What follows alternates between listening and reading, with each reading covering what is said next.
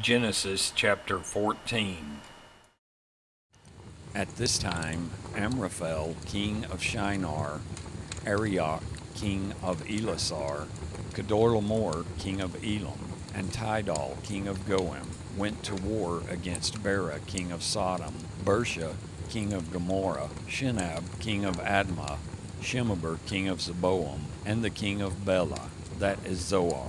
All these latter kings joined forces in the valley of Siddim, the Salt Sea.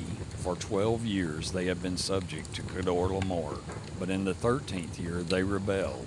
In the 14th year, Kedorlaomer and the kings allied with him went out and defeated the Rephites in Ashtaroth Karnaim, the Zuzites in Ham, the Emites in Shavon Kerethaim, and the Horites in the hill country of Seir, as far as El Paran near the desert. Then they turned back and went to En-Mishpat, that is Kadesh, and they conquered the whole territory of the Amalekites, as well as the Amorites, who were living in Hazazon Tamar.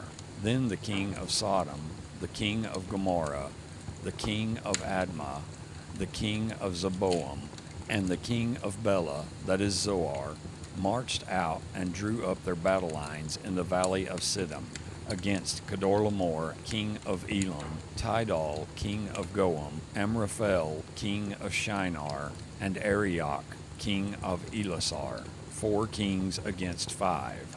Now the valley of Siddim was full of tar pits, and when the kings of Sodom and Gomorrah fled, some of the men fell into them, and the rest fled to the hills. The 4 kings seized all the goods of Sodom and Gomorrah and all their food. Then they went away. They also carried off Abram's nephew Lot and his possessions, since he was living in Sodom.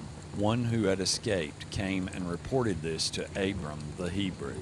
Now Abram was living near the great trees of Mamre the Amorite, a brother of Ishcal and Anar, all of whom were allied with Abram.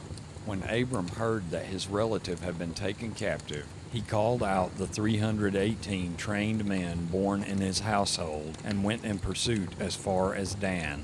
During the night, Abram divided his men to attack them, and he routed them, pursuing them as far as Hobah, north of Damascus.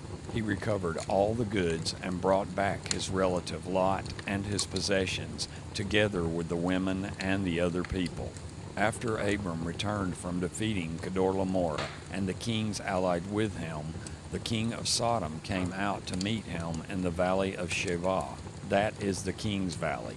Then Melchizedek, king of Salem, brought out bread and wine. He was priest of God Most High, and he blessed Abram, saying, Blessed be Abram by God Most High, creator of heaven and earth. And blessed be God Most High, who delivered your enemies into your hand. Then Abram gave him a tenth of everything.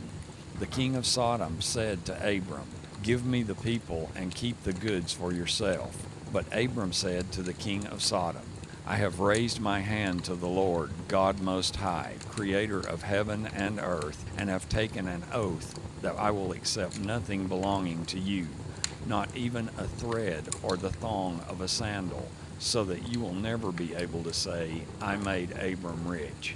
I will accept nothing but what my men have eaten, and the share that belongs to the men who went with me, to Aner, Eshcol, and Mamre. Let them have their share.